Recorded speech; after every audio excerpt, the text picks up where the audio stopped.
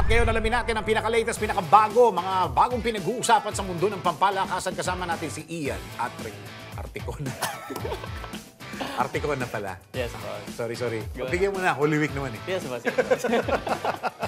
Si Ian Articona. Napakainit ng panahon. Sobrang init. Pero puntahan niyo po yung mga beach ngayon. Nandun yung mga nagva-volleyball. Oo. Di ba? Kahit yung tirik yung araw. Oo, iba yung pa mga rin nagbabasketball, nandyan pa rin sila.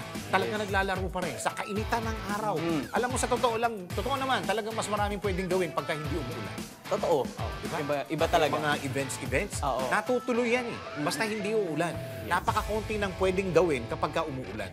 Oh, hassle kasi pag umuulan eh. Masyadong malagkit, malimuong yung amoy.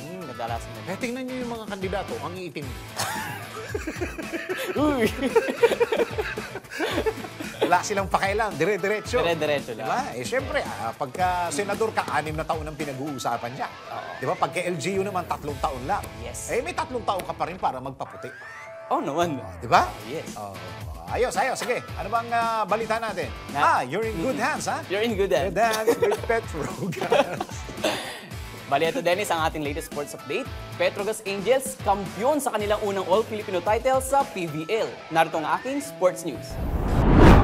Sa mundo ng palakasan, ang latest malalaman sa DWIZ Sports News.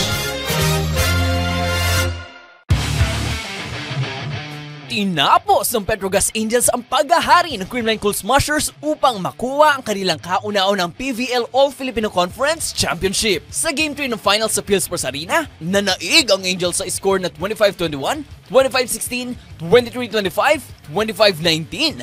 Pinangunahan ni Brooke Van Sickle ang koponan na may 21 points at tinanghal na conference MVP. Habang si MJ Phillips ay kinilala bilang finals MVP matapos magpakitang gilas sa depensa at opensa. Ang tagumpay na ito ay hindi lamang pagtatapos ng 6 na buwang matinding kompetisyon kundi simbolo rin ng determinasyon at puso ng Petrogas Angels sa kanilang paglalakbay patungo sa tuktok ng PVL. At yan ang aking sports news. Ian Articona, nagbabalita ng tama, naglilingkod ng tama. Ang balitang ito ay hatid sa inyo ng Arena Plus. Sa Arena Plus, astig sa sports. Download Arena Plus app now in App Store. You can watch it also on arenaplus.ph. Sa Arena Plus, astig sa sports. Gaming for 21 years old and above only. Keep it fun. Game responsibly.